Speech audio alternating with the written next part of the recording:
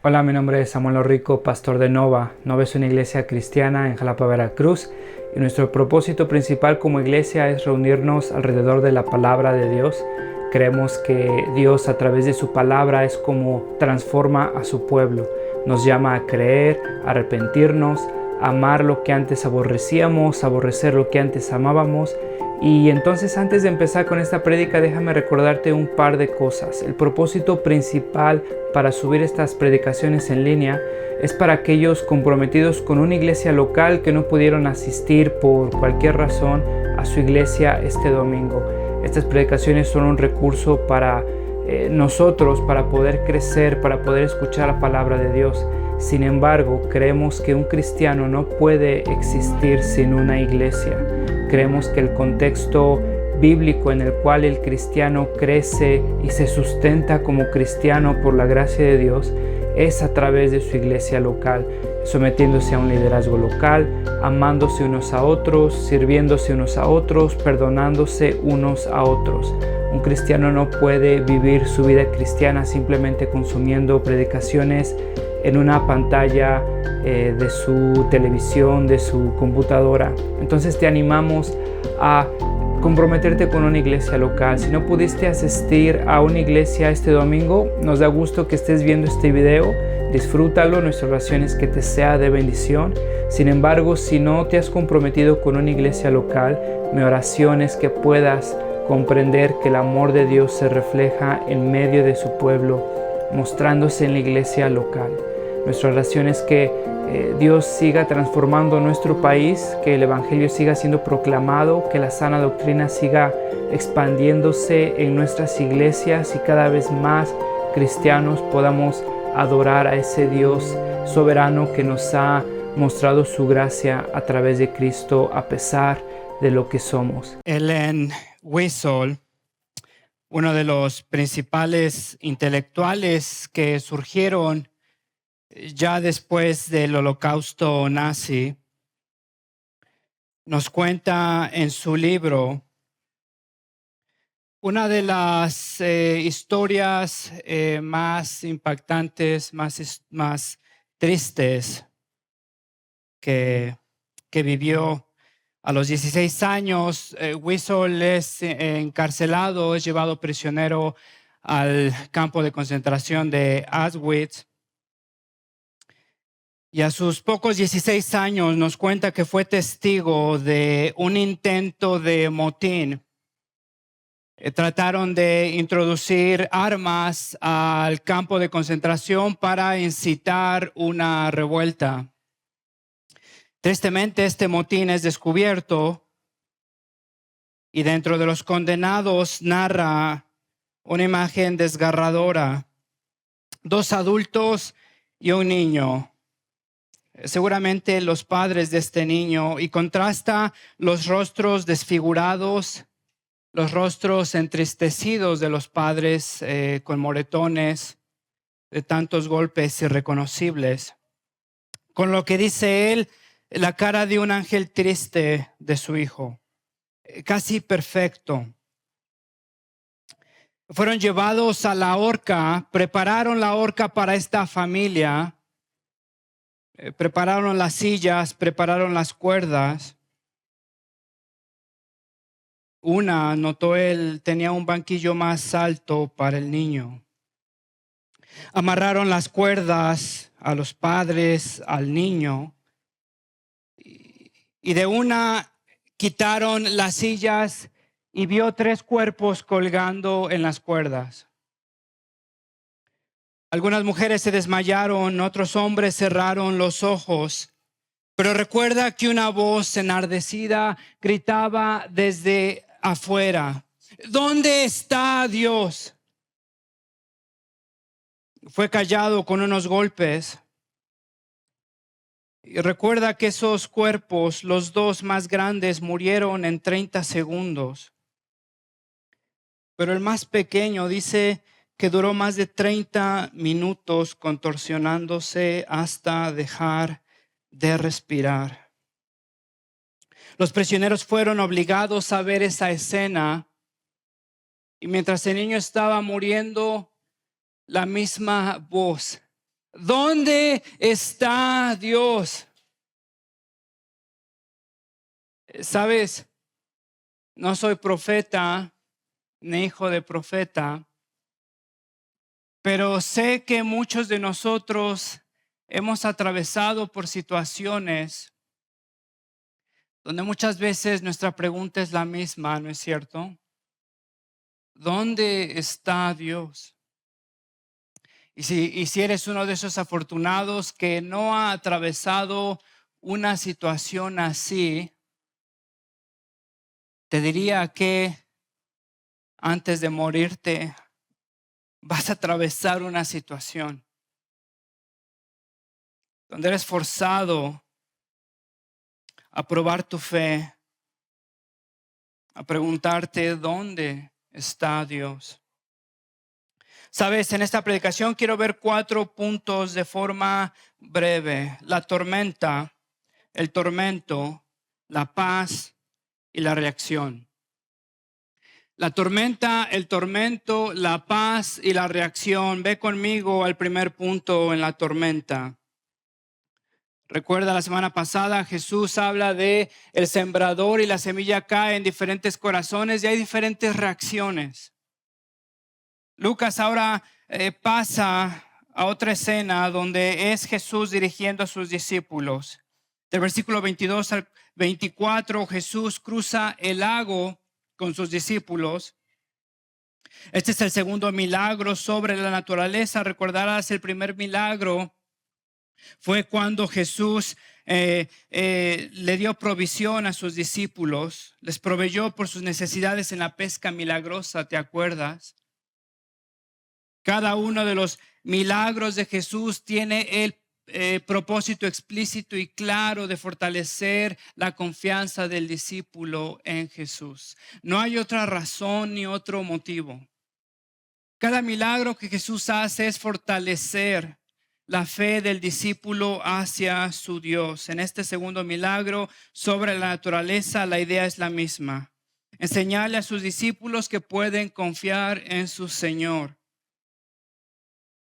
Fíjate que ahora Jesús atraviesa el lago con sus discípulos. Jesús va dirigiendo, porque Jesús sigue predicando el evangelio. ¿Te acuerdas? Está proclamando que el reino de Dios se ha acercado. Es una barca relativamente grande, lo suficiente para cargar a los 12 discípulos. El versículo 23 dice: y mientras navegaban, él se durmió.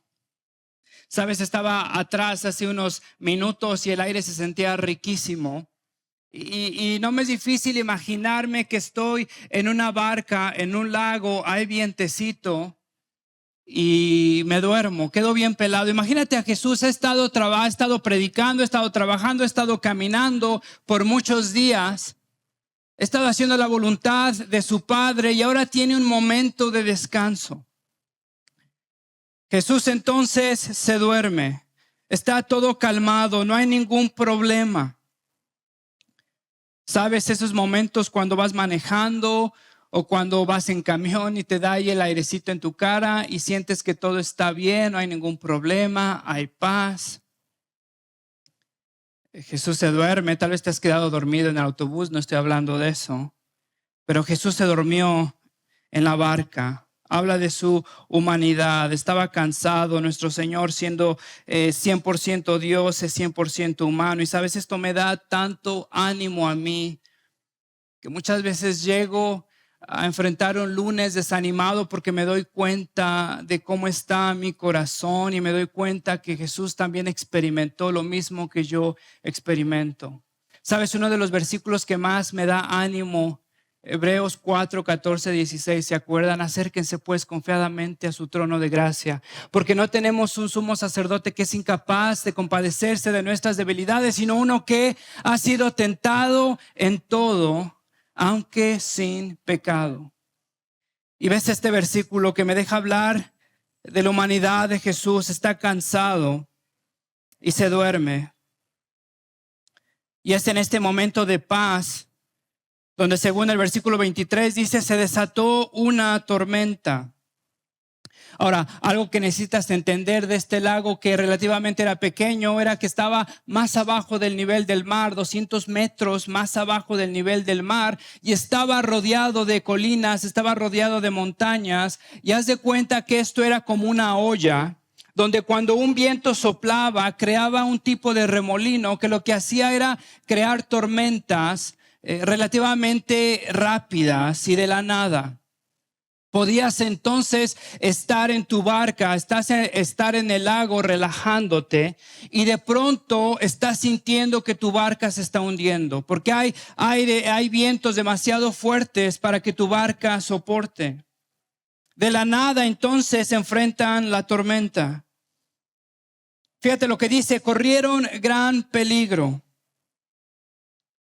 Ahora, ¿sabes lo que me llama la atención de esto? Es que están corriendo gran peligro y hay que ahorrar pergamino. No es que utilizan palabras de forma gratuita. La descripción es gran peligro, un peligro extremadamente grande.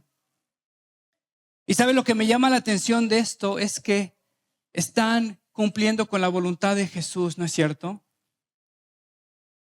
Si estoy leyendo bien el Nuevo Testamento, es Jesús quien está dirigiendo a sus discípulos. Y entonces Jesús les está diciendo que atraviesen el lago porque Jesús ha de cumplir con su voluntad, que es predicar el evangelio. Y entonces ellos están confiando en Jesús, están siguiendo a Jesús. Y es en ese seguir a Jesús que entonces corren gran peligro. ¿Sabes? ¿No te parece extraño este versículo?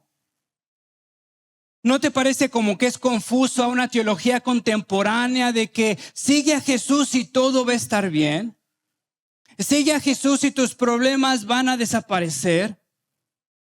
Si tienes una vida difícil, ven a Jesús y Él ha de resolver cada uno de tus problemas.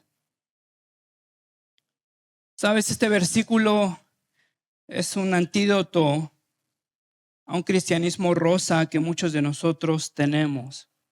¿Sabes? Hay un pintor que surgió después de la era medieval del ocultantismo de Roma. Surgió la Reforma y después de la Reforma surgió un movimiento intelectual, un movimiento creativo. Y dentro de eso había un pintor que era un pintor presbiteriano, Rembrandt. No sé si has escuchado de Rembrandt. Y dos de sus pinturas favoritas que tengo es El sacrificio de Isaac y la otra es La tormenta. No sé si has visto el dibujo, la pintura de la tormenta.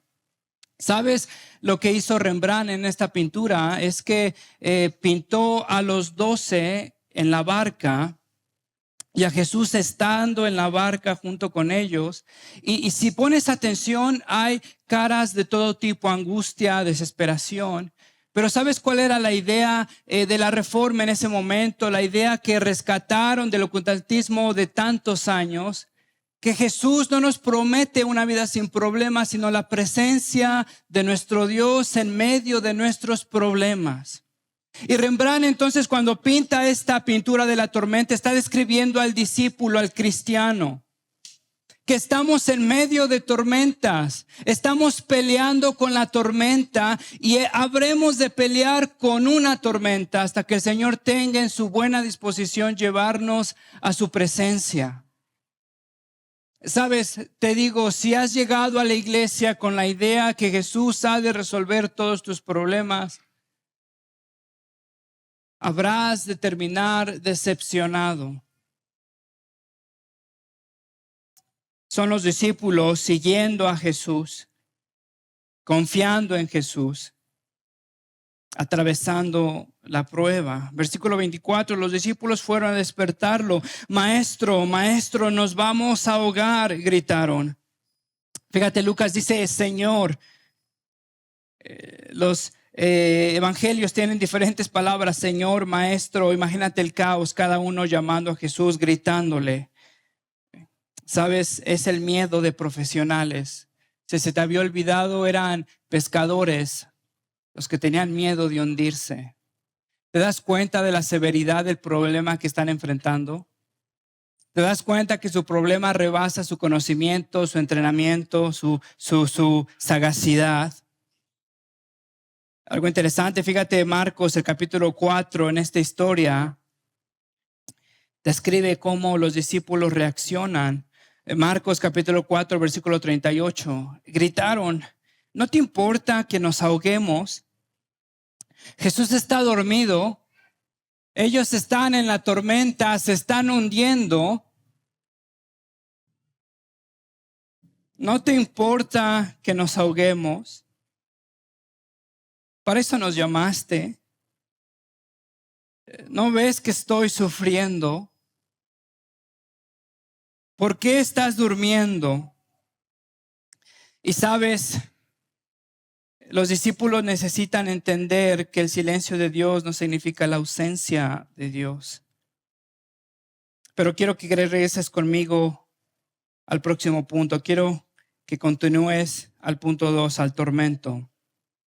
Del versículo 26 al 27, ahora Jesús igual sigue cruzando un lago. Date cuenta que estas dos historias son unidas por similaridades.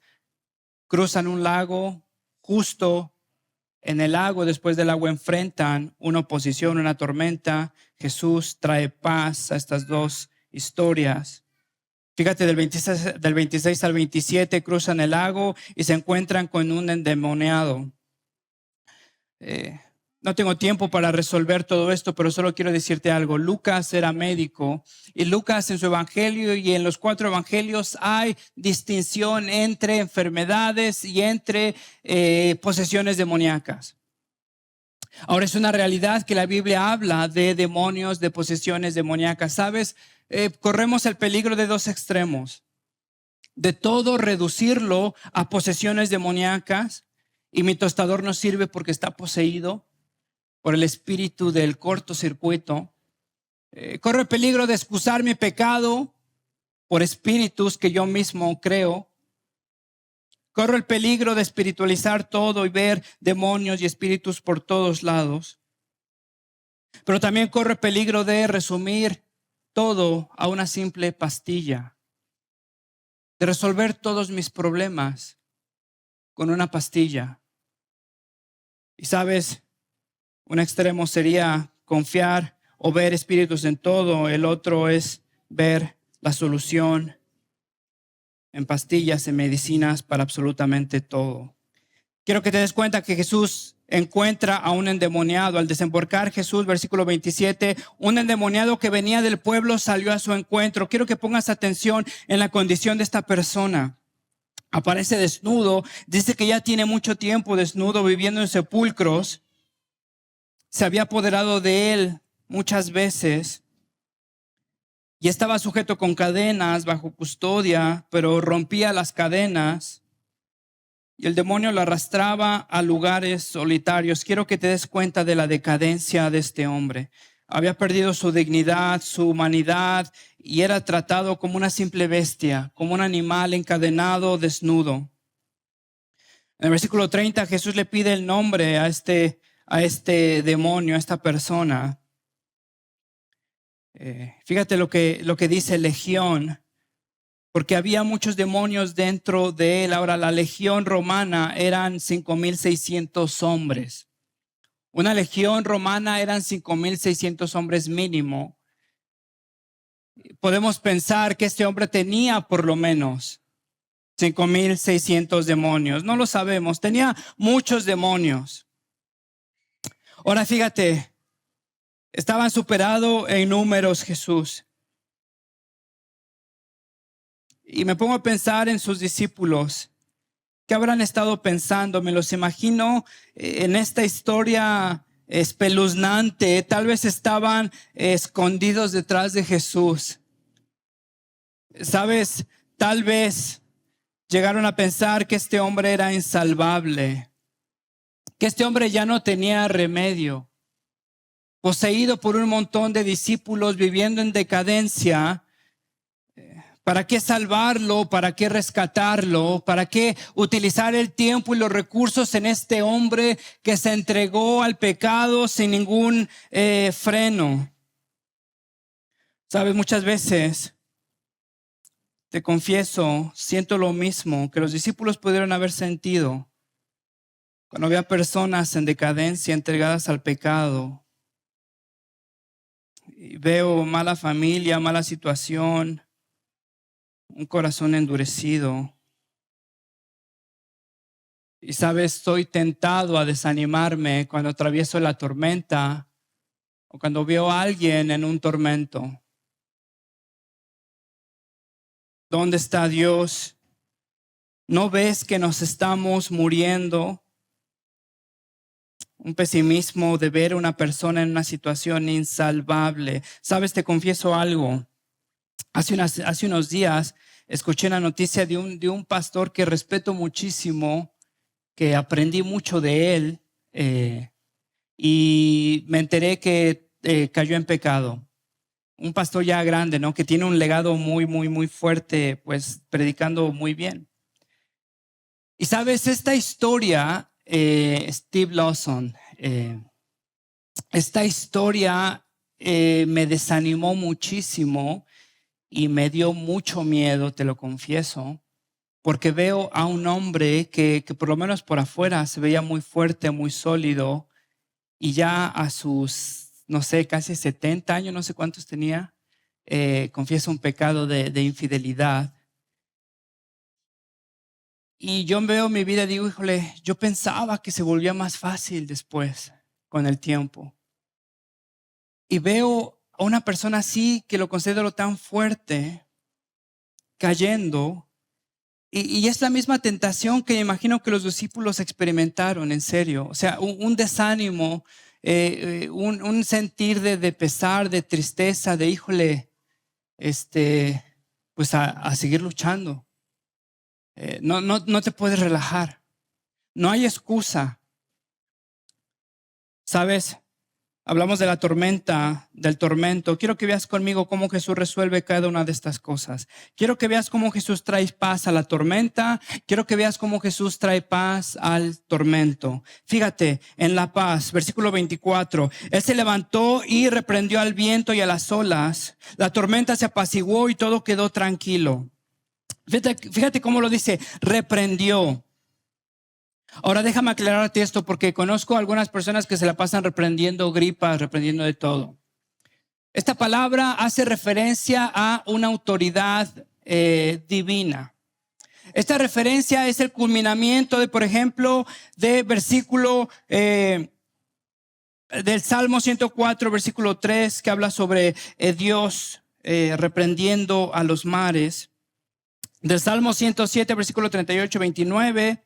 En su angustia clamaron al Señor y el Señor los sacó de sus aflicciones, reprendió sus aflicciones, cambió la tempestad en suave brisa, se asosegaron las olas del mar. Sabes, es una autoridad única, es una autoridad divina, es Jesús declarándose en ese momento el heredero del trono. Es Jesús callando la tormenta. Versículo 25, ¿dónde está la fe de ustedes?, preguntó a sus discípulos. ¿Dónde está la fe de ustedes? ¿Se olvidaron quién es Jesús? ¿Se olvidaron que Jesús es omnipresente? Que Jesús está en todos lados. ¿Se olvidaron que Jesús es omnisciente? Que Jesús sabe absolutamente todo. Se olvidaron que Jesús es justo, que ha de traer justicia a su pueblo. Se olvidaron que Jesús es misericordioso. Sabes, es el evangelio y las promesas de Dios aplicadas a la vida cristiana, y eso es fe. Fe no son sentimientos que te burbujean cuando escuchas una canción bonita. Fe se prueba y se demuestra en medio de la tormenta, y entonces yo me aferro a lo que Dios me ha prometido. Dios jamás te ha prometido que te va a dar una vida sin tormentas. Te ha prometido que en la tormenta ha de estar junto contigo. Aunque pase por el valle de sombras de muertes, tú estás a mi lado. Se olvidaron de lo que Dios es y de lo que les ha dicho. Salmo 121, 4. Jamás duerme el que te cuida, jamás duerme ni se adormece el que cuida a Israel. Señor, ¿por qué duermes en la tormenta? Se te olvidó quién es Jesús. Porque silencio de Dios no significa la ausencia de Dios. Porque el que experimentó el verdadero silencio de Dios fue Jesús en Getsemaní cuando oró 3 veces y en ninguna de ellas encontró una respuesta. Y de ahí aprendemos que entonces Jesús fue abandonado por nosotros, verdaderamente abandonado por nosotros. Para que nosotros en ningún momento de nuestra vida estemos ni suframos el abandono de Dios. El silencio de Dios no significa su ausencia, porque en Cristo tenemos su presencia, su perdón, su misericordia. En la verdadera tormenta que es nuestro pecado y la condena de nuestro pecado, y aún en medio de eso nos ha prometido su presencia y su iglesia. Y hermano, no me importa por lo que atravieses. Y te digo, no me importa, no como una muestra de desinterés. Te lo digo porque eso no es más grande que la misericordia, la presencia y las promesas de Dios. Se les olvidó quién es Dios. ¿Dónde está su fe? No sé en lo que pasan muchos de ustedes, por lo que están pasando muchos de ustedes. Pero me pregunto si tienes la misma tentación de dudar del amor de Dios, las promesas de Dios, un resultado médico inesperado, una situación familiar dolorosa. Pero aún en medio de eso y aún en medio de esas consecuencias que pudieron ser por tu pecado, Dios te ha prometido su presencia y sus promesas. Fíjate, paz en el tormento. Date cuenta que Jesús pisa tierra no judía por primera vez. Imagínate a un soberano bajando en su barca, invadiendo tierra enemiga. Es Jesús invadiendo tierra, porque nadie, ningún judío respetable habría de acercarse a una tierra no judía, aún más tan impura.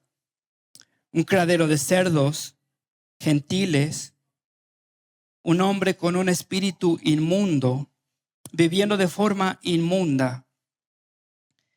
Y es Jesús contagiando su santidad más que la impureza, contagiándole a Dios. Es Jesús reclamando a su gente, atravesando lagos, reclamando pueblos para su gloria en donde sea. El versículo 28, el endemoniado reconoce la autoridad de Jesús. Jesús, Hijo de Dios Altísimo, ¿por qué te entrometes? Recuerda la historia, Jesús le ordena a los demonios salir. No salen sin su permiso y salen a los cerdos y se precipitan al despeñadero, una sombra del abismo que habrían de visitar a la luz de la eternidad al final de los tiempos. Pero fíjate el versículo 35, llegaron a donde estaba Jesús y encontraron sentados a sus pies al hombre de quien habían salido los demonios, vestido y en su sano juicio. Quiero que veas el contraste de esto. Fíjate la paz que trae Jesús en medio del tormento. Había muchos demonios, versículo 27, versículo 35, sin demonios. Estaba desnudo, versículo 27, estaba vestido, versículo 35. Estaba viviendo en tumbas, versículo 27, regresó a su casa, versículo 39. Se cayó y gritó delante de Jesús, poseído, pero ahora está sentado a sus pies, versículo 35. Poseído y fuera de control, versículo 29, ahora está en su sano juicio. Y sabes, esto me da tantos ánimos porque me doy cuenta que Jesús es más fuerte que la tormenta y Jesús es más fuerte que mi pecado. Y sabes, dentro de toda esta noticia que me desanimó hace unos días, lo que me anima de todo esto es que aún veo la gracia de Dios moviendo a un hombre con una plataforma enorme, confesando su pecado a costa de toda su reputación, porque Cristo no lo dejó en paz, porque Cristo lo quiere quebrantar para restaurarlo. Y sabes, el día de hoy te digo, me da una nueva resolución, porque el pecado no es más grande que el cristiano. Porque en Cristo tenemos victoria. Porque Cristo nos da a su pueblo, a su espíritu, su palabra para vencer al pecado. Porque no podemos decir que es inevitable. Porque no podemos decir que si Steve Lawson lo hizo, yo también. Porque es posible. Tantos hombres que murieron tal vez desconocidos por las redes sociales. Fieles a su iglesia, a sus hijos, a su esposa. Eso trae más gloria a Dios, hermanos. Y Dios es capaz de levantar hombres así en iglesias pequeñas, irrelevantes, desconocidas, sin muchos likes, sin mucho presupuesto, pero su palabra predicada fielmente, porque Jesús sustenta a su pueblo. Y cuando su pueblo cae, nos mueve el arrepentimiento. Y en arrepentimiento traemos gloria a Dios y hay victoria en el pecado. Es Jesús reclamando a su pueblo en donde sea, conquistando tierras cualquiera que sea.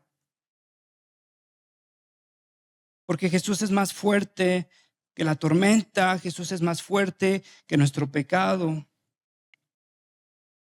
Ve conmigo al último punto, la reacción. Ve a los gazarenos. El versículo 34, al ver lo sucedido, los que cuidaban los cerdos huyeron y avisaron en el pueblo y por los campos, decepcionados. Les está robando el negocio del tocino. Les destruyó el negocio. Su economía, Dios en su soberanía se la quitó. Sabes, oro a Dios que no sea como esas personas que cuando Dios en su soberanía y en su derecho divino me quiere reclamar algo en mi vida, me aferro tanto que rechazo a mi Señor. Estas personas prefirieron su negocio, sus riquezas a Jesús. Terminaron decepcionados. Los que cuidaban a los cerdos huyeron, avisaron en el pueblo y por los campos. ¿Te acuerdas de Hechos 16? Cuando también Jesús, el evangelio, le destruyó el negocio a esta ciudad. Versículo 35, ve cómo reacciona la ciudad. Escuchan a los granjeros. Van y siguen a los granjeros porque quieren ver lo que pasó. Versículo 35, encontraron sentados a sus pies al hombre de quien habían salido los demonios, vestido y en su sano juicio. Pero fíjate, versículo 35, tuvieron miedo. Versículo 37, había entrado mucho miedo. El versículo 37 le piden a Jesús que se vaya de esa ciudad. La santidad de Dios les dio miedo, la justicia de Dios les dio miedo. La incertidumbre de lo indomable que es Dios les dio miedo. Porque era un Dios más grande de lo que ellos imaginaban. Era un Dios que no podían controlar. Era un Dios que podía reclamar absolutamente todo lo que Dios quisiera reclamarle de sus vidas. Fíjate la reacción de los discípulos. Con temor y asombro ellos se decían unos a otros: ¿quién es este que manda aún los vientos y al agua y le obedecen? Los discípulos, tanto tiempo con Jesús, ahora tienen una idea más grande de Él. Está dispuesto a llevarlo a tormentas para quebrantarlos, para fortalecerlos. Se dan cuenta que Jesús no puede ser controlado, no puede ser chantajeado ni dominado. ¿Quién es este que tiene poder sobre las tormentas? Fíjate la reacción del endemoniado.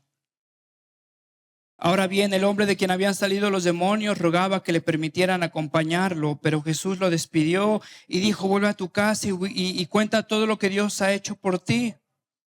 Así que el hombre se fue y proclamó por todo el pueblo lo mucho que Jesús había hecho por él. Date cuenta, así que el hombre se fue y proclamó por todo el pueblo lo mucho que Jesús había hecho por él.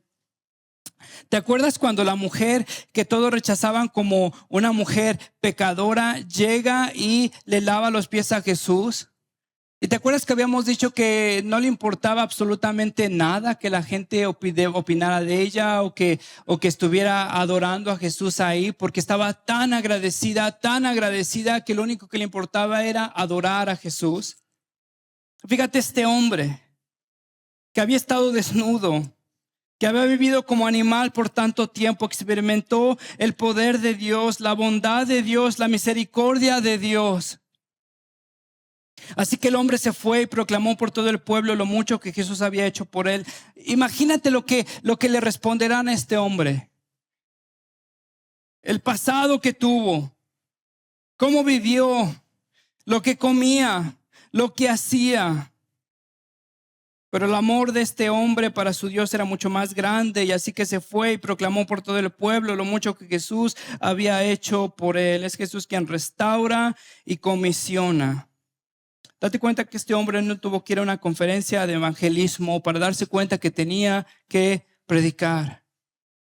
Como aquella persona que está enamorada de su novia, de su novio, no tiene que ir a una conferencia para decirle a todo el mundo que está enamorado de esta persona. Es inevitable. Quiero decirle a todo el mundo lo grandiosa que es mi esposa, lo sabia, lo gentil, lo divertida. Nadie me tiene que estar forzando. Me pregunta, hermano, ¿ves a Jesús como hermoso, como soberano, como poderoso? ¿Cuál es tu reacción? ¿Temor y asombro? ¿Decepción y rechazo? ¿O gratitud? Padre, mi Dios, te doy gracias. Gracias por tu palabra, Señor.